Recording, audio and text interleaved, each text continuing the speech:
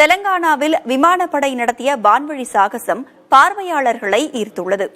தெலங்கானா மாநிலம் துண்டிக்கல் பகுதியில் விமானப்படையினர் சாகச நிகழ்ச்சி நடத்தினர். ஒருங்கிணைந்த பட்டமளிப்பு விழாவை முன்னிட்டு சூரிய கிரண் அணையின் சார்பில் வான்வழி அணிவகுப்பு சாகசம் நடத்தப்பட்டது. வானில் 8 விமானங்கள் வானில் சீறி பாய்ந்து வட்டமடித்து பறவைகளைப் போல் தொலைதூரம் சென்று மறைந்தும் திடீரென திரும்பி வந்தும் சாகசம் நிகழ்த்தியது. விமானங்கள் அனாயசமாக சுற்றி திரும்பியது பார்வையாளர்களை உற்சாகப்படுத்தியது.